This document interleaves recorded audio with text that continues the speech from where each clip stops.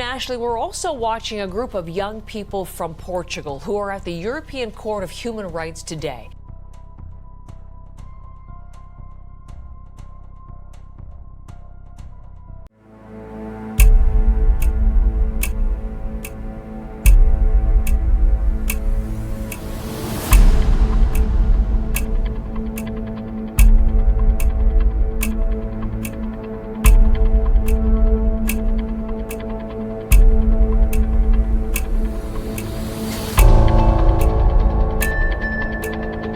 Claudia, 24, her brother Martim, 20, and her sister Mariana, 11, are among 6 young Portuguese people who have filed a lawsuit against 32 governments, including all EU member states, the UK, Norway, Russia, Switzerland and Turkey.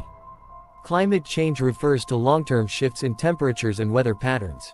Such shifts can be natural, due to changes in the sun's activity or large volcanic eruptions. But since the 1800s, human activities have been the main driver of climate change, primarily due to the burning of fossil fuels like coal, oil and gas. Burning fossil fuels generates greenhouse gas emissions that act like a blanket wrapped around the Earth, trapping the sun's heat and raising temperatures. The main greenhouse gases that are causing climate change include carbon dioxide and methane. These come from using gasoline for driving a car or coal for heating a building, for example. Clearing land and cutting down forests can also release carbon dioxide. Agriculture, oil and gas operations are major sources of methane emissions. Energy, industry, transport, buildings, agriculture and land use are among the main sectors causing greenhouse gases. They accuse the countries of insufficient action over climate change and failing to reduce their greenhouse gas emissions enough to hit the Paris Agreement target of limiting global warming to 1.5 C. The case is the first of its kind to be filed at the European Court of Human Rights (ECHR) in Strasbourg. If it is successful, it could have legally binding consequences for the governments involved. The first hearing in the case is being held on Wednesday.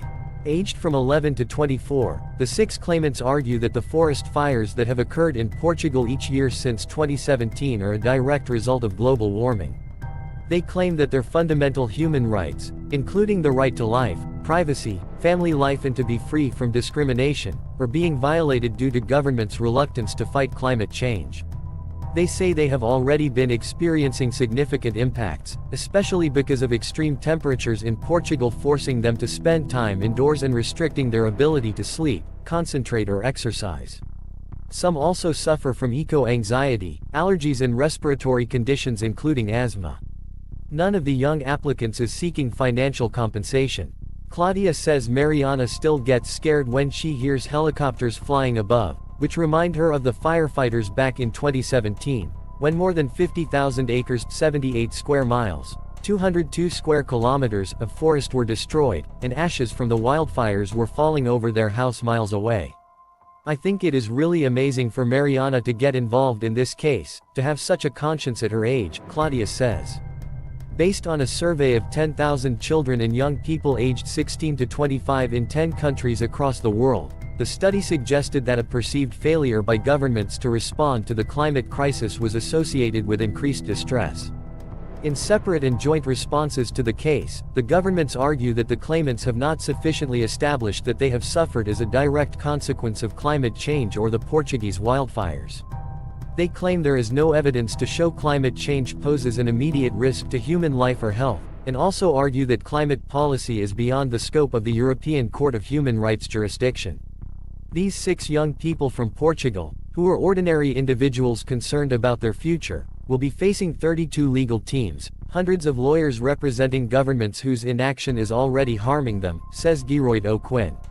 So this is a real David versus Goliath case that is seeking a structural change to put us on a much better track in terms of our future. The Council of Europe's Commissioner for Human Rights, Dunja Mijatovic, who intervened in the case as a third party, says this case has the potential to determine how states address climate issues and human rights. It is actually an alarm to member states, to international organizations, to all of us that have a particular chance to show that we do care, and that it's not just words on paper.